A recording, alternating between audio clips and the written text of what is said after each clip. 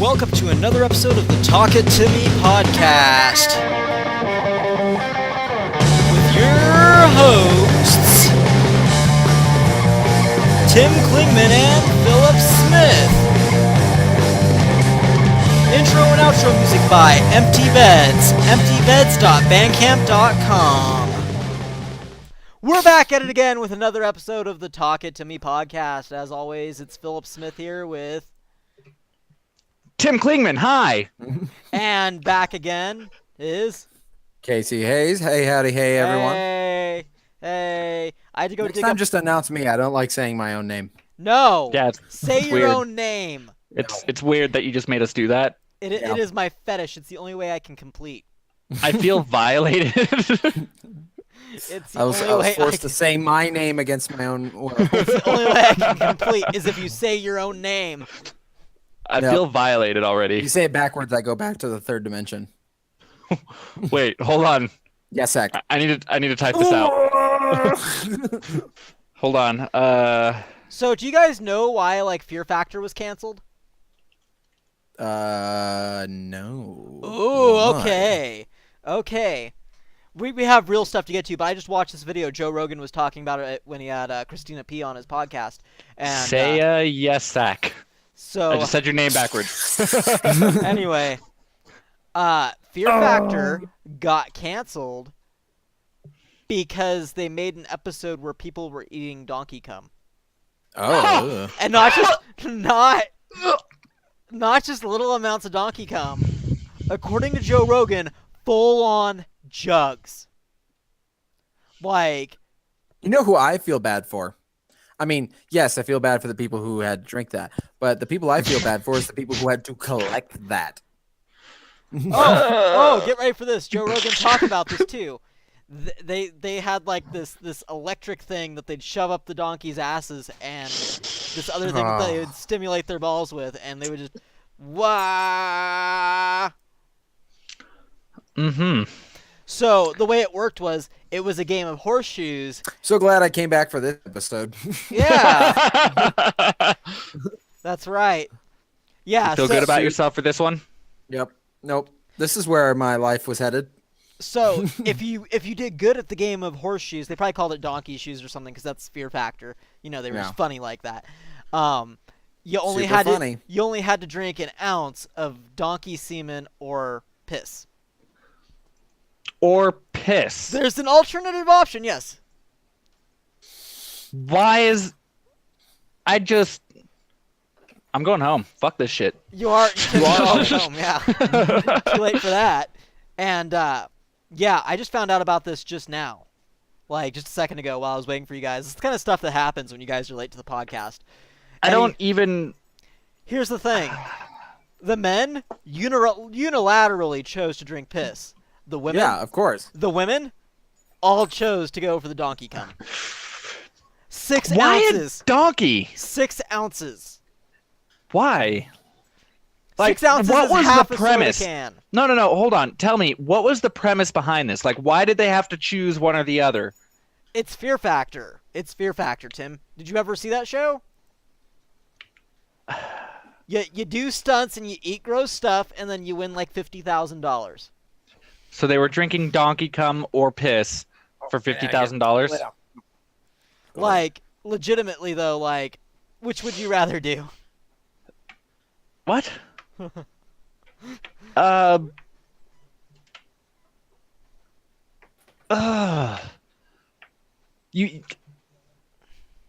give up the 50. You wouldn't even try? You wouldn't go after the donkey piss? I mean, it's clean, but I'd be sick for a while. I mean, I guess that's kind of worth it, because, I mean, it's just a while. Yeah, I'd probably drink the donkey piss. I'd go with the semen because that was my early 20s and I'm already used to it. That was when I took my show on the road, man. Was it specifically donkey cum? Yeah, it was Jorge the donkey. Oh, poor Jorge. All I can think about is Clerks 2. Yeah, that's basically the reference I was going for. Never forget Jorge. Jorge the donkey. Yeah. So that's something I found out. This is we had to put him down because I found out posthumously that donkeys can feel shame. Oh. What the fuck? What is even going on right now? I don't even know. Tim, if you missed your shot in this game of horseshoes, I just want to put this into perspective. That is half a can of soda. Half a can of soda, Tim. That's how much 6 ounces is. And we're back at it. Just cut that whole story out. Okay, let's get on to the real stories now that you guys know that. Now that we're horrified and disgusted, kind of aroused. And you guys got a little backstory into me. That's what got Fear Factor canceled, though. That's what got me canceled. Wow. Anyway. Anyhoodle. Should I be concerned? No. Stan Lee died. Stan Lee is immortal and he didn't actually die. It's fake news. Yeah, he's in a bunkhouse in Florida somewhere. Yeah, he's just writing a new superhero. Yeah, he was engaging in the same fountain of youth immortal technique that Betty White's engaging in. Mm-hmm. Yep, confirmed. Very under wraps. That spirit thing, the spirit salads or whatever, the thing that Alex Jones always talked about the Democrats were doing. Oh, I have no idea. I never watched Alex Jones. Spirit salads? I don't know. The only thing I know from Alex Jones is turning the freaking frogs gay. How do I get a spirit salad? I don't know, but it's like spirit washing or something. I don't know. It's some kind of thing.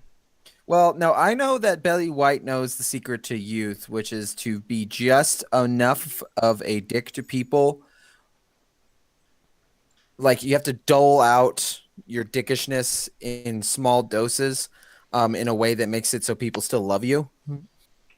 Bum, bum. And by that measure, I think Alec Baldwin's on his way to immortality as well. Yeah, I could see that. Alec Baldwin just straight up got in a fist fight with somebody in the street. Like that's he's my hero. Yeah. Nothing wrong with getting in fist fights with people in streets. Yeah. Is there? That's like the Christopher Titusman theory of every celebrity's awarded some asshole points, and if you cash them all in at one time, your career goes down the gutter. But if you're smart like Alec Baldwin, you just dole one out every so often. That's right. You get drunk and call your daughter a whore. Mm. Yeah. Mel Gibson cashed all his in one night. I know it took him forever to get all the extra points, that he's built up since then. But Yep. But yeah, you can build your points back up. Stan you just Lee, can't use them all at one time, otherwise you ruin your career. Stan Lee, though, here's the thing: some people don't realize, like, Stan Lee was the editor-in-chief. Well, he was for 12 years through a good chunk of the Golden Age and the Silver Age of comic books, like when all those characters we all know like came to be, like at Marvel. Like he was a head writer. He was responsible for the creation of pretty much every character, or at least greenlighting every character that came to be, from like the X-Men to the Incredible Hulk. Like, it's really a sad thing, because the fact that like there's this modern day like pantheon of gods, pretty much. Like, I mean, not to like sound like that stupid what is that Coldplay song, the one that's on the radio, Legends of the Toad. Yeah. You guys know what I'm talking about? No. I think it's Coldplay. Anyway, I'm not sure. Stanley was 95 today. Yeah. And I see a lot of people online, posting that's very sad that he died, which it is very sad, but at the same time, he was 95. Like, pretty sure that's a pretty damn good full life, where he's created these creations and characters who will stand the test of time and are currently being, made movies of constantly, just like the MCU and stuff like that. So I'm like, I think, now's, him holding on for any longer just would have been made it sadder. So, I hope he went peacefully. I think he's had a good career, and he's gave us a lot of wonderful characters and superheroes and stuff like that. And rest in peace, Stan Lee, man. Rest in peace. Yeah, the big thing with Stanley is I hope he was grabbing some nurse ass or whatever. Yeah. No. According to some articles a while ago, it was kind of the other way around. Not really, but no. He sued. If I remember correctly, he sued somebody because he was being abused, like through his like hospice care or whatever. But he was a victim of elder abuse. Yeah, there was some weird thing where his attorney had like custody over him, and then his daughter wanted custody over him, and then he fought and got somebody else, like a third party, like one of his old agents or managers or something, to take control of everything because it was getting weird. And they were like weekend at Bernie'sing him like straight up with like some shoestring and whatever. Excelsior, kids! It's Stan Lee here to tell you that I'm not being abused. Yeah.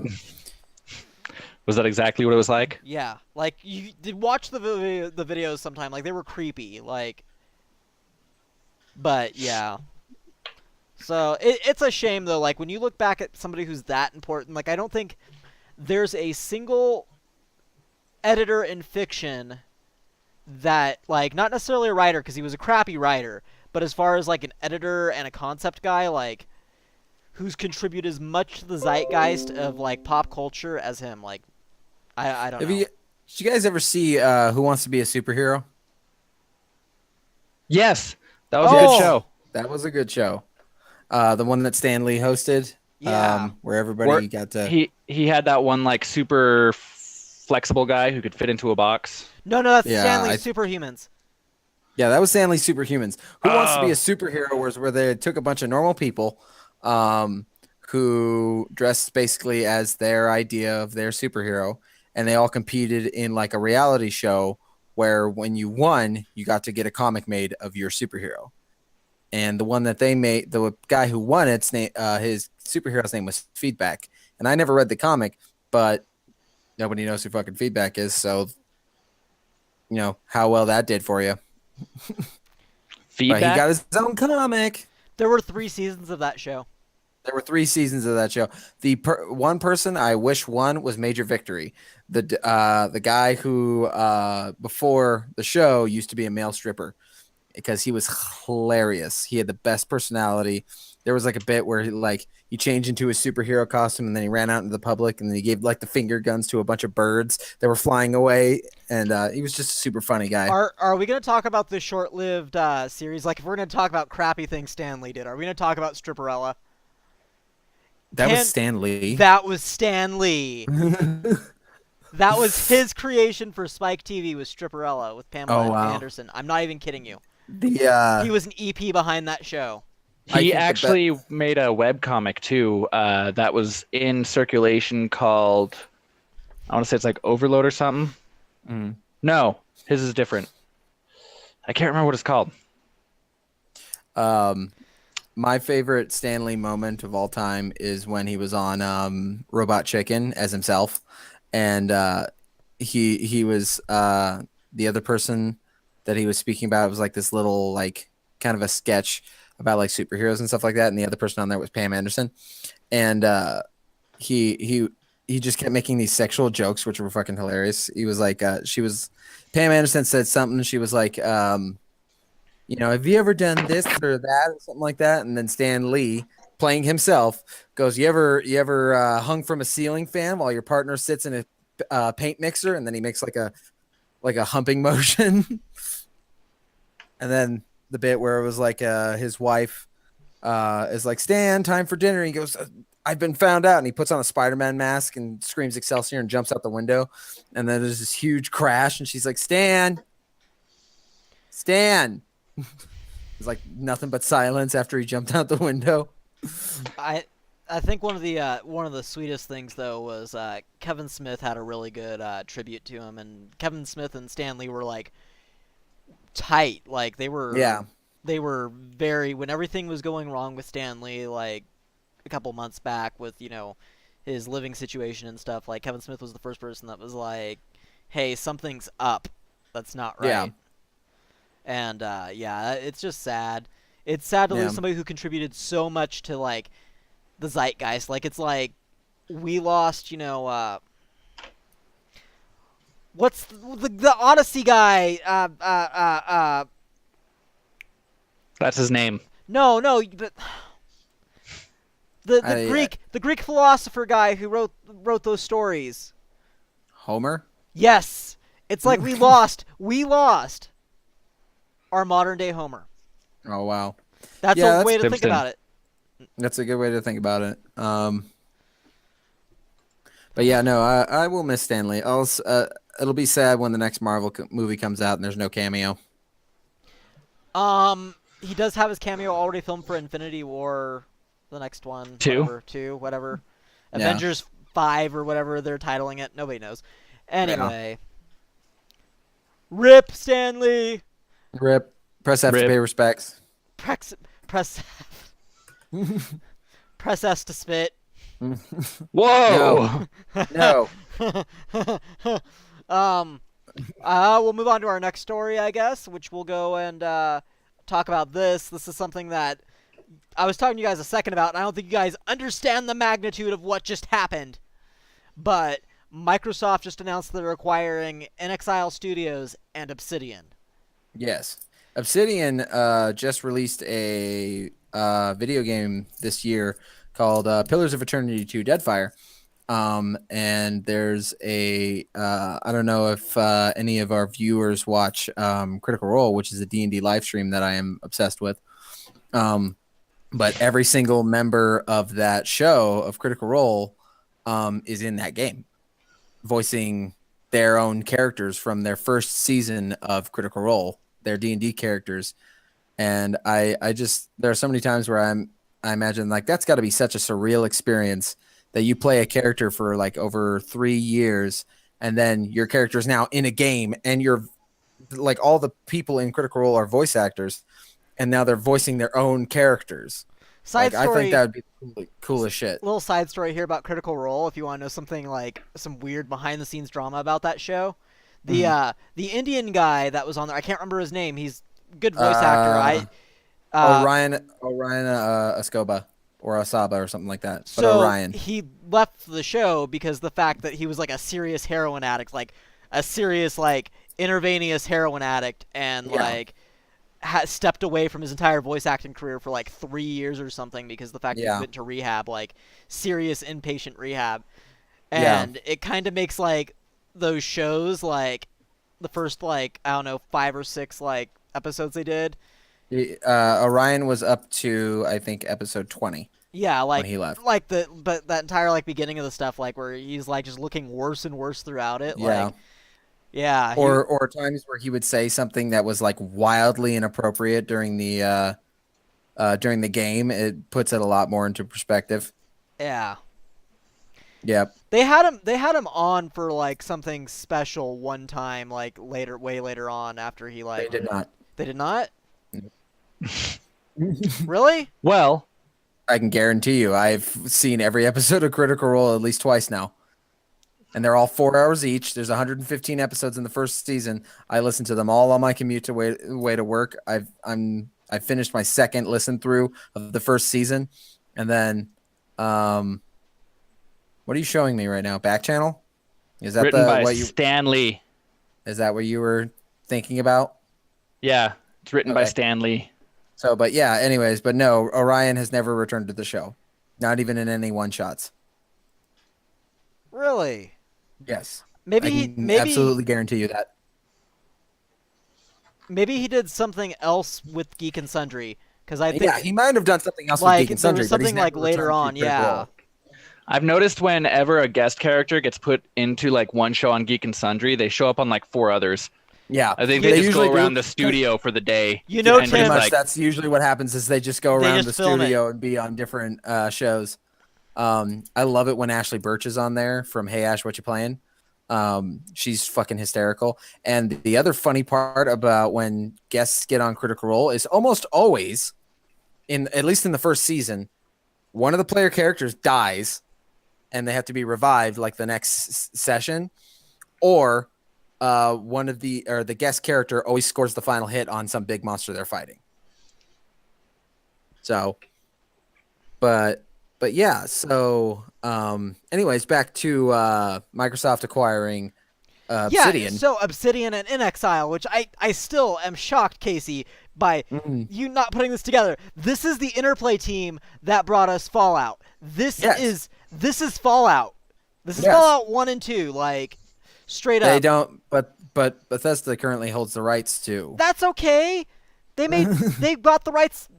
inXile has the rights to Wasteland. They could make another Wasteland game. They have everybody. They have the Black Isle What crew. else has inXile made? They did a Bard's Tale. Okay, yeah, I don't think I've played anything from inXile then. But still, it's. This is what you were talking about earlier when we first mentioned it. I do hope they make something along the lines of Baldur's Gate. That'd be pretty dope. Well, it would just be fun if they did something like as fun as like just doing an isometric RPG, like, you know, and just going all out and having fun, and that just the amount of fun that like the fun. Fallout 2 was. Fallout 1 is kind of a rough game to play, like, but Fallout 2 is so much fun. Like, that's a fun game. There's so many little cultural references, and they did something that, you know, Bethesda doesn't have the balls to do, which is make a fun game. Yeah, or, you know, something engaging, like, because it's one of those whole. I tell people this all the time who like ask me, it's like, oh, how'd you like Fallout 4? And I was like, Fallout 4 was a fun game. It was not a good Fallout game, but it was a fun game. I still played it for a lot of time. And it's the same way I felt about Mass Effect Andromeda. You know, it was a fun game. Like, the combat in it was stellar, but it was not a good Mass Effect game. Not at all. Not by a long shot. And fuck that game. Fuck that game. Yeah. But the good news is Casey Hudson, last I heard, Casey Hudson, the guy who created Mass Effect, came back to BioWare to basically reopen Mass Effect. Because after Andromeda, BioWare basically said, nope, we're not doing any more Mass Effect. And Casey Hudson was like, no, you guys fucked my baby. Like, you screwed up my work. I'm coming back to fix it because we are not ending on a bad note. Which is good because I'm very happy about that because obviously I'm a huge Mass Effect fan. Yeah, I'm so excited. Like, so what kind of games do you think Microsoft's going to put out now that they have, or Obsidian's going to put out now that? What do you think Microsoft will start to publish from Obsidian? What do you think? What kind of games do you think they're talking about right now of making? So, the thing I was thinking about here is I think what Microsoft will do, because this happens a lot, when a company buys two studios that produce a lot of the same kind of products, which Obsidian does RPGs and isometric RPGs, and so does inXile, I think that they're going to make them into one company, which would kind of suck for some. You know, it'll make releases for the Wasteland series and, you know, Pillars of Eternity 3 or whatever, you know, like all that stuff to take forever. But I think that they're probably going to merge those two studios, and they're going to make a really strong story-based game. I think this is Microsoft saying, we need a first-party title that's good. Yeah. Like, something that like story-based and good. Like, they don't have that. They don't have that. Yeah, because the last thing that, to my knowledge, that Microsoft produced that was of that caliber was Mass Effect 1, and that was before EA acquired BioWare. And Mass Effect 1 is fantastic. I love that game. So if Microsoft is showing the same kind of zeal that they did when they let BioWare, or they produced Mass Effect 1, and I hope they bring that back for Obsidian and inXile, because it would be dope to play. Because like games industry in general, like all the players are saying we want more story-based games. And then the industry is saying, "Oh, players don't want story-based games." It's like we literally just fucking told you we did. I think what saved the day on all that was like how good Spider-Man and Red Dead have done. Yeah, Like Red Dead 2. Yeah, Red Dead 2 I bought. It was good. I loved it. Like how good those games are doing just from their single player aspects. Like, yeah, I think that's like, and how bad the new Battlefield game's doing are all kind of. Yeah. Well, Battlefield sucks in general. Hey, Battlefield was good when it was Battlefield 1942 or Battlefield 2 or Battlefield Vietnam or Battlefield 2142. When it wasn't, another fucking Call of Duty knockoff. What is it? When it wasn't trying to share the spotlight with Call of Duty. Which, by the way, like fucking, how is Call of Duty still going on? What's going on, Tim? I have so many words for Call of Duty. Are they bad? Have you seen anything from the new Black Ops? I have not. Did you see anything from the last one? Nope. I haven't paid any attention to Modern Warfare or to Call of Duty since Black Ops 1. So Black Ops 2 was good. Yeah. Black Ops 3 was League of Legends with Halo characters. Or no, League of Legends with Destiny characters. Black Ops 4 is oh geez, it's literally just PUBG with some zombies. Ridiculousness.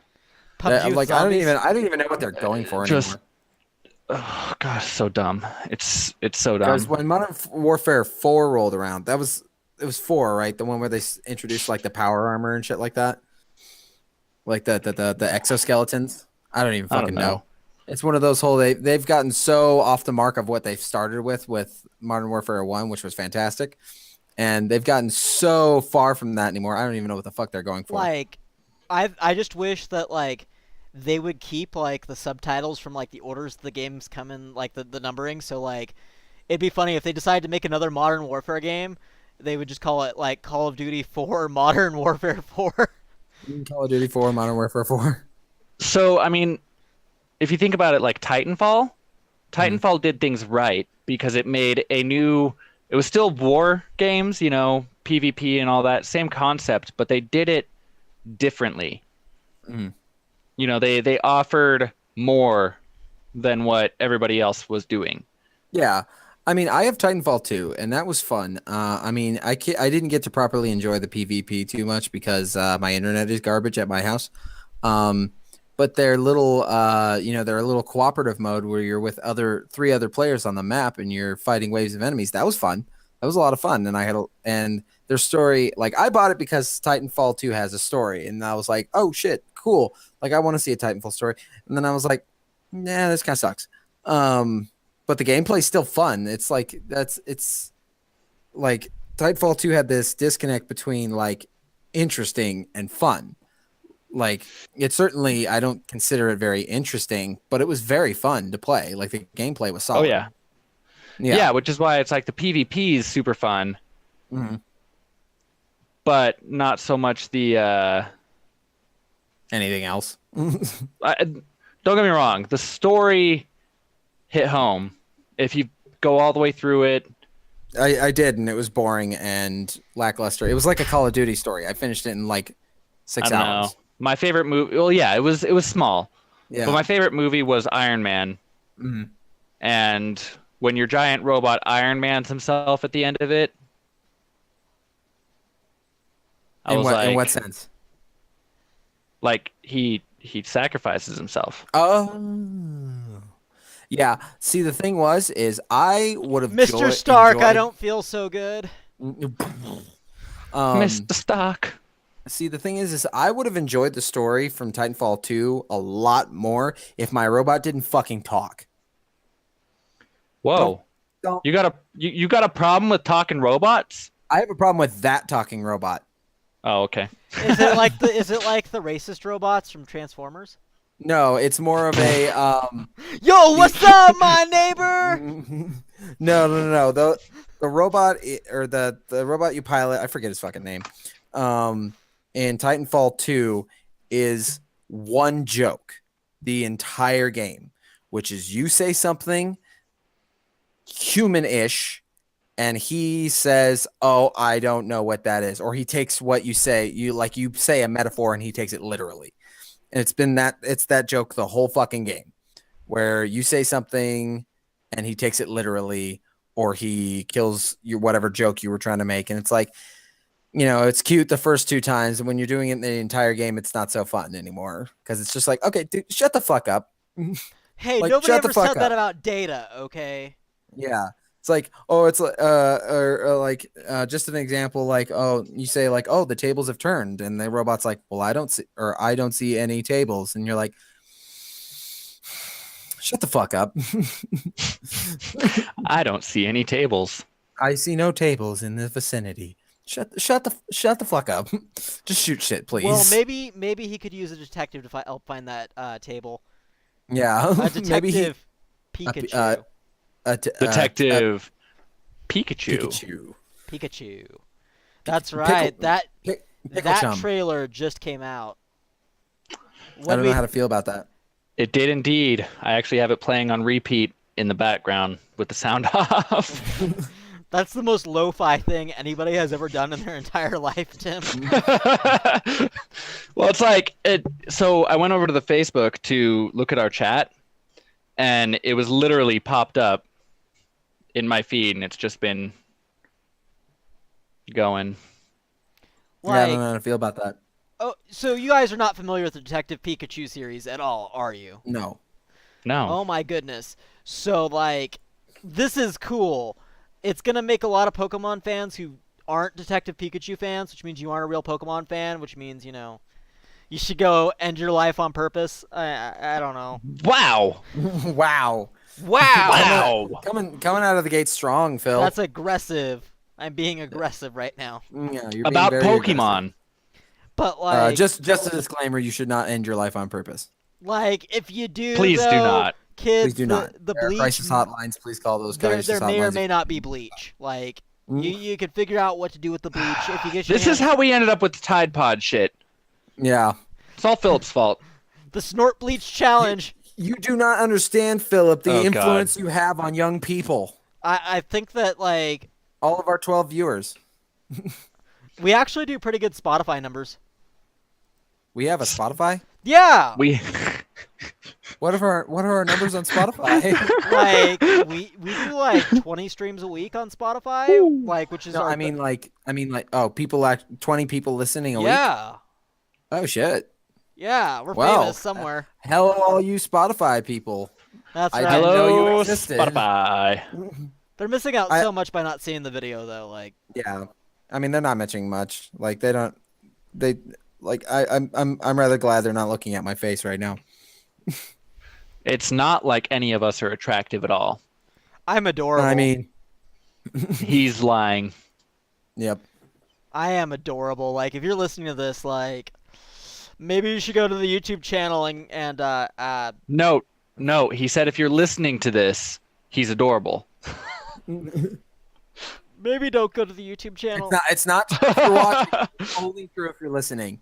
Don't go to the YouTube channel. Don't go to the YouTube channel. By the way, wait, Casey, you're entirely. Do that again. Spotify, we all did the triple chin thing where you sink your head into the. Oh my god, you're good at that, dude.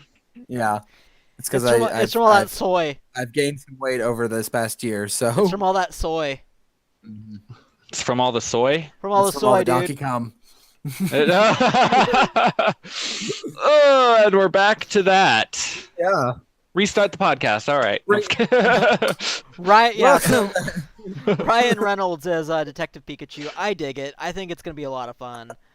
It's adorable. I can't. After Deadpool, I can't see Ryan Reynolds in anything beside him as Deadpool, because he fits the Deadpool role so well. Speaking of Deadpool, I actually heard that they're doing a Christmas release of Deadpool 2 yeah, it's gonna where be they PG-13. changed. And they're making it PG-13. Yeah, and it's gonna be read to. Why? No, so Fox was pushing for a PG-13 version of Deadpool, super duper hard. Why? And Ryan Reynolds kept saying no. Finally, he said, "Okay, but we donate all the money to charity." Yeah, fuck you, Fox. And that's what they did. Nice. Yeah. Nice. Fuck you, That Fox. is power move right there. I have so much more respect for Ryan Reynolds now. So now they have Deadpool 2. It'll be PG-13, this version of it, but it's read as like a storybook to Fred Savage. Which one was the one who wasn't the Boy Meets World brother? One of them was the Wonder Years brother. The other one was the Wonder Years brother. Fred Savage, I think. have no idea. I think it's. I don't even know what the fuck you're talking about. It's a sitcom from like the late '80s called The Wonder Years, and it takes place. You are a sitcom from the late '80s, Philip. I don't know how to describe the Get show. me with the spoon, Mrs. Henderson. No, like What's it called? The Wonder Years. Like it really good show. Like I'm shocked you guys haven't heard of the show. But anyway, that's who We haven't heard of a lot of things. You've got some pretty esoteric taste, Philip. What the fuck is this shit? You've never heard of this show before, Tim. No. Or, sorry, not esoteric, eclectic. Yeah, you're into eclectic. Esoteric. Hold on, gotta Google another word. I mean, both kind of work, but eclectic works better. Deriving ideas, style, or taste from a broad or diverse range of sources. Like I think You have Okay. to look up eclectic. Yes. look up Shut up. esoteric because I think esoteric means something like way dark and morbid. Like I think No, esoteric means not everybody knows about it. Like you're making a reference to something that not everybody's going to get.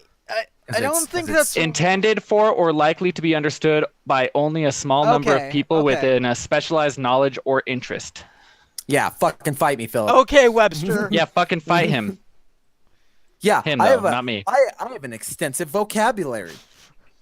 What? He I'm has reading the extensive. dictionary. And I can reading and the I can dictionary. spell really Mom well, but spaghetti. I read the dictionary with the mom spaghetti. I don't. There was a I couple don't know how to times. feel about what I just heard. There was a couple times where I have been forced to read a dictionary. Mom spaghetti. Mom spaghetti. Vomit That's on in the my dictionary, mom's by the way. spaghetti. There's vomit on your mom's. I have. Weezanique, mom spaghetti. Have you actually heard the mom spaghetti like That is the best version of that just song. the remix? Yeah, the best version of that song where every other word is mom spaghetti. Have you heard the Bruno Mars shit, what is it? Uptown Funk, but every other beat is taken out?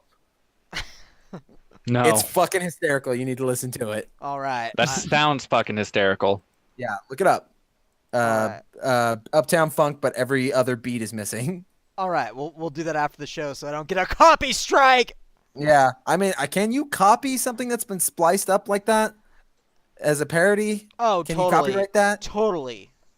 Oh, okay. I don't have PewDiePie money to fight this stuff, so Yeah, I that's don't. fair. I don't have 70 million 9-year-olds to defend my honor. We only have the 2. 9-year-olds. That's right. Yep, that's right. That's right. Anyway, yeah. That just so made it sound super creepy. the Deadpool thing's gonna be cool. That's gonna be cool. Hey, what's up, Jordy Detective LaForge? For those of you listening on Spotify, Tim put his headphones over his eyes and made himself look like Jordy LaForge. Now I feel whenever we make visual jokes, we have to narrate them now. Right? Next story.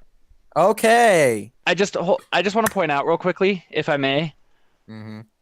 Sometimes I just feel like I don't want to be in the conversations you guys are having. Why? That's why. That's Tim's least favorite sound in the entire. Wait. Oh hell, he gonna read me some rainbows, guys. Yeah. Take a look. Reading rainbow, reading rainbow. I can do anything. Whatever it takes. Oh, sorry, that's Degrassi. I know I can make it through. Oh shit, I forgot about Degrassi. If I work it out, I know I can make it through. I don't want to wait for our love. No, that's Dawson's to be Creek. Dawson's Creek over. sucks. Dawson's Creek didn't have Why enough can't I lesbians. eat it now? and- Sorry, what? Like, I feel like all these shows now have too many lesbians, and Degrassi: The Next Generation had just the right amount of lesbians. That was definitely not the way to go with that. You know, these kids shows, they have too many lesbians. You gotta have the right lesbian ratio going on. Like, Steven Universe, that one's overloaded on lesbians. Entirely too many lesbians. Entirely just the right amount of lesbians, huh? The right amount of Degrassi: The Next Generation was the right amount of lesbians. That's gonna be the name of my autobiography. Just the right amount of lesbians. Dawson's Creek, not enough lesbians. Entirely not enough. I don't think there were any lesbians on that show. Yeah, I don't. That show was very lacking in the lesbians department. Do you just watch shows specifically for the lesbians? No, it's the lesbian ratio, Tim. There's a ratio of lesbians we have. You watch a show and you calculate it as you're watching. It's not. Sorry, you don't go around looking for shows. Jeez, Tim. You guys watch shows. Swine. You guys watch shows for the lesbians. No. You need the ratio. We watch shows for the shows. We just, in the background, are keeping track of the lesbian ratio. That's right. You know, like Supergirl, like she's totally a lesbian. So right? like that show's perfect. Wait, just right amount of lesbian-ish, right? No, there. wait. There's only one. Well, two. Only two what? Lesbians. Like I don't know. I don't actually watch Supergirl. Yeah, that show's kind of lame, Tim. Like. Yeah, you watch that? Jeez, I watch all and every DC Comics show except for iZombie because that's fucking horrible. Can you guys still hear me? Because I still got my cord. I can hear you. Cool. We can hear you. I wanted to make sure I didn't get cut off again. Supergirl is like, it's like Gilmore Girls, but she's a superhero. Yeah, I gotta watch Supergirl. I fucking love Gilmore Girls. Please tell me there's someone as dreamy as Luke. Yeah. His name is Mon-El. No, Luke on Gilmore Girls. Oh, dude, he's the guy who owns the coffee shop, and Lorelai like is totally in love with him from the time they were in high school, and like she hooked up with the other guy that she had Rory with, and it's like, you know, it's a series-long drama about these two that need to get together, and finally they do in the last season. Like, Gilmore Girls is just the best. Okay, hold on. So you were just criticizing me for watching Supergirl, which is like Gilmore Girls with superpowers, and you've seen all of Gilmore Girls. I know you have because I have too, because I've watched it with my mom. Second of all, how did you remember his name? Because the diner is called Luke's. Third of all, one, I've never seen Gilmore Girls. Two, I typed in Luke and then just the first two letters of from. So Luke FR, and then the first result was Luke from Gilmore Girls. I was like, Google, how did you know? There's got to be so many other Lukes from different shows. One of the other things too is very young Milo Ventimiglia, Peter Petrelli from Heroes. He was in that show too. And so's Are you talking about Jess Marlano? I Who don't. are you talking about? You've seen Heroes, right? Peter Petrelli, like the guy that plays him, Milo Ventimiglia. That guy. Yeah, that guy on Heroes, like. Yeah, that's Milo Ventimiglia. Milo Stroke. Milo Ventimiglia. Ventimiglia. Milo Ventimiglia had a stroke. Milo, Tim's got vitiligo. I've seen this guy in other shows. He's a prick sometimes. Not the actor, but he plays like an asshole. Wait, really are you talking about Milo Ventimiglia? No, Peter Petrelli. Like that's the guy that plays Peter Petrelli. Is Milo Ventimiglia? Milo Ventimiglia. I had it backwards. I thought Peter Petrelli was his name, and the guy who plays him, I thought the character's name was Milo Ventimiglia, and the actor's name was Peter Petrelli. I just like how I totally dropped the fact that Tim has vitiligo live on the podcast. I don't even know what that is. It's your hands and your arms. Show the camera. That's not vitiligo. That's vitiligo. That is not vitiligo. Yeah, dude, you have the Michael Jackson disease. You're gonna be completely white. That is not what that's not what I have. What do you have, Tim? I don't know. I'm going to a dermatologist later. You have vitiligo, Tim. It looks just like it. You look just like it. Don't be mad because you have vitiligo, Tim, okay? Don't be mad because you are vitiligo.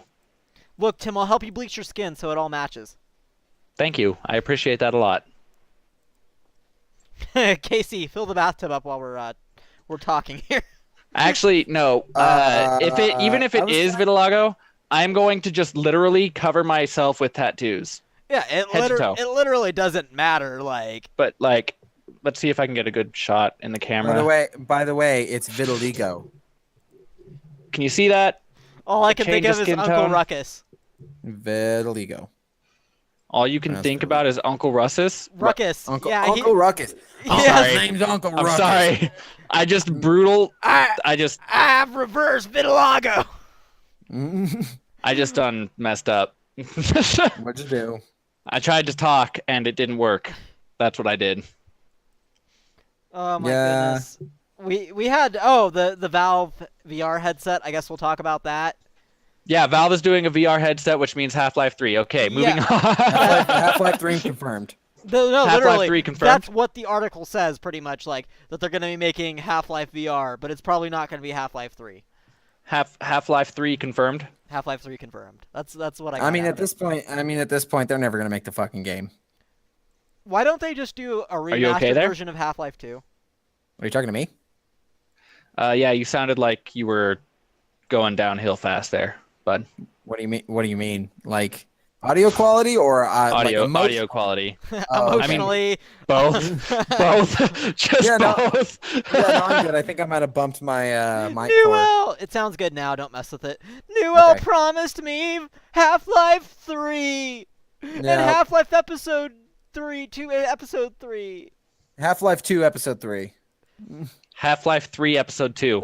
If they just did Half-Life 2 Episode 3, I wouldn't care if they ever did a Half-Life 3, but maybe that'll be the Half-Life VR game.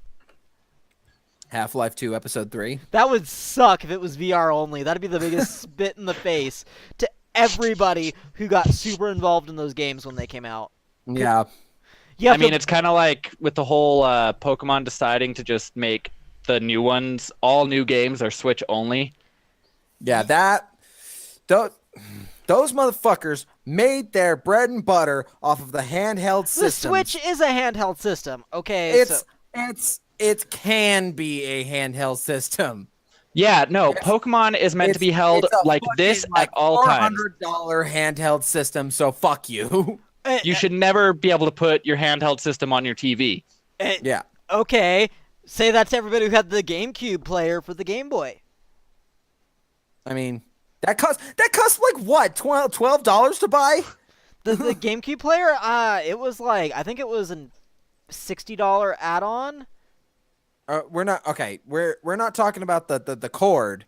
No, I'm talking about the actual. Okay, so there was this thing. It was like a thing that click. So if you take all those panels off the bottom of the GameCube, you click the thing into the bottom of the panels, and as a stack onto the GameCube, and there's a special disc that goes for it, and that's the GameCube player. That's what that was for. The Game Boy player, yeah.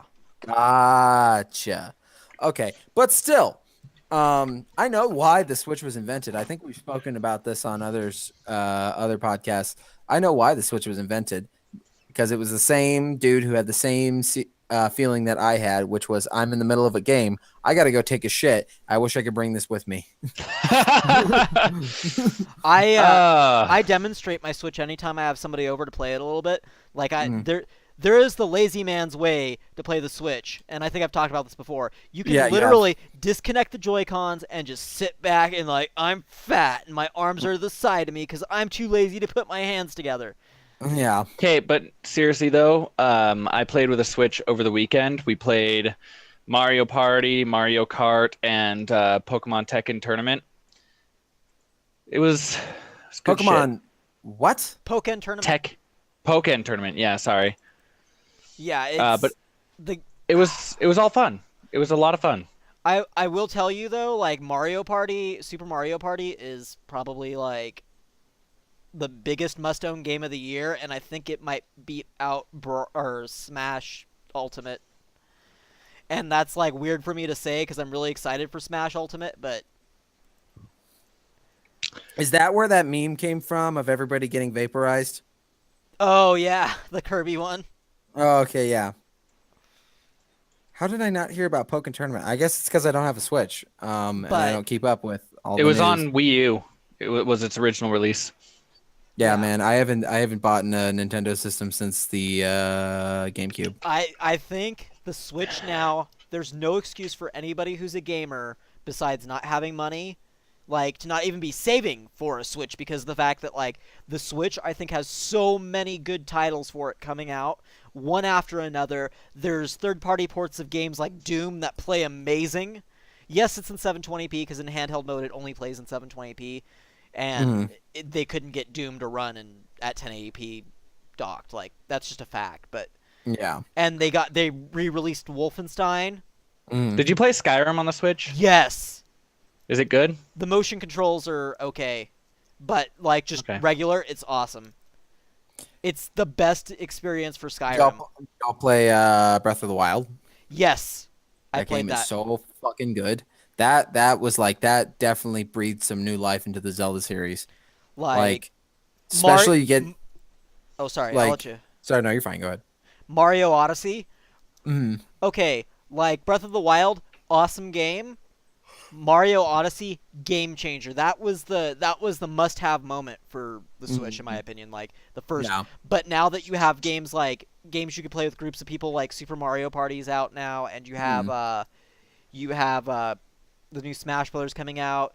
You have fun titles like Donkey Kong, Tropical Freeze, and Kirby. Like, there's so many must-have titles to the system. No reason not to get this system. The new Pokemon games are coming out for it. It's just, I gotta tell you, if they release a version with a better battery, even though 4 hours is enough battery, like 4 hours playing the most system-intensive titles like Doom or Zelda is plenty. Like, when are you gonna play it for more than that amount of time without having the charger or the dock around? Like, right. Yeah, because like if you're gonna take it on the go, chances are you're not gonna be sitting 4 hours in one place unless you're stuck at an airport on layover. Then you'd have your charger because there's plug-in points. Then you'd have your charger, exactly. That's the point.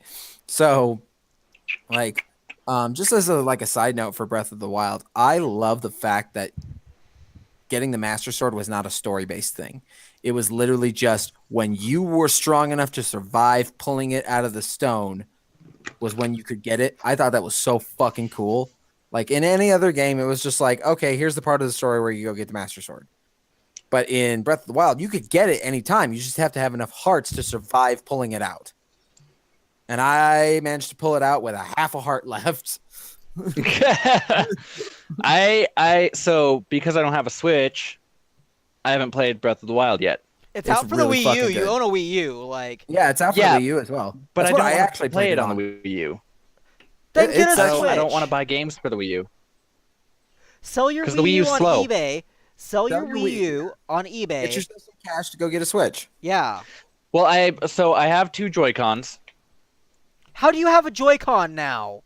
So we had to buy Joy-Cons because the person whose Switch we were playing only had 2 controllers. And we needed 2 more to play 4-player. So we went and bought some, guaranteeing that I am getting a Switch eventually. It's just a matter of Black Friday sales being good enough. So, Philip, do you have a PlayStation 4? Yes. Do you want to sell it? No. So which do you recommend I get next? PlayStation 4 or Switch? Switch. Switch, hands down. Switch has Undertale. Gotcha. Okay. I mean, I've already played Undertale. It's on my laptop. Yeah, but you can portably play it without playing it on a freaking whole laptop. I mean, you beat Undertale the 3 times. You go the 3 paths. There's no point in playing it anymore. Also, online for Nintendo Switch only costs $20 for an entire year. For the online pass, and you included with that, you get their library of NES games that they're building up every week. Like they're throwing a new title in there every now and then. Dope. I'll get a Switch then. Switch is the way to go. PS4, I love a lot of the games I play on there. That's how I first experienced Fallout 4, but I just don't have time for it. I can make more time for my Switch, which I don't always have time to play that even, but I can I can play that in portable mode if I'm playing something like Octopath Traveler. That's another one on the Switch, another Switch exclusive. That's so good. What's it about? So it's the story of like 8 different characters, and you can start from any point in the story. Oh, okay. And you collect these characters. It's crazy. It's wild. Yeah, you've told us about it before. I remember that. I'll have to try it. There's so many. Yeah, I'll get a Switch next then. So, I want to Switch mostly to play the new Pokemon game. And Breath of the Wild. And Mario Odyssey. And not Smash so much. Brothers. Dude, no. Mario Odyssey is the best Mario game ever. Best ever. I was such a big Super Mario World fan. Like, I would defend that game, like, for the Super Nintendo, to the ends of the earth, and I can't anymore. Like, this game is the best Mario game ever. It is so much fun. They go back with references and stuff, going back, like, you know, to the creation of Mario. Like, it's insane. This game is so vast and great. Like, okay, I'm going to name the 5 must-have titles, like, for anybody who gets the Switch. Like, day one, if you can afford it, these are the 5 titles you need to pick up. Breath of the Wild is, like, number 1, because that game is, like, that is a 100-hour game. Yeah, that's fantastic. That game's fantastic. Super Mario Odyssey, because of the fact that, like, it is, again, that's like a 100-hour game in and all of itself. Nintendo keeps adding content to it for free to Super Mario Odyssey, like, every month or so. Oh, my voice is going a little hoarse here talking about this, because I'm so enthralled about this. Number 3 is Octopath Traveler, because it is a classic Square RPG, but it's beautiful. It's amazing. Like, there's no way you can't pick that one up. I'm going to throw this one in here, Skyrim. And I'd hate... No. I own Skyrim too many times already. Yeah, exactly. See, they cucked me with that, but still, it's a good way to experience the game. No, I don't like being cucked, Philip. I'll take that back, Tim. Doom, because you can play Doom portably. And that is a new enough game and a fun enough game. And then my last one is Super Mario Party, because it is the best party game out for the console right now. And when Brawl comes out, we'll see how that is. But, like, legitimately, the Switch is the best console to get. Those are the games you have to get. Like, I could probably name another, like, 20 games that you have to get that I don't even own yet, because I don't have that much time to play. How many good games are coming out for this console? Like... Okay, cool. I'll get a Switch then. There was something else I was going to say. I forgot what it was. And on that note... we'll talk it at you next week, folks. I'm Philip. Tim. Casey. Oh, I just completed... And there we go. I'm violated. Bye-bye.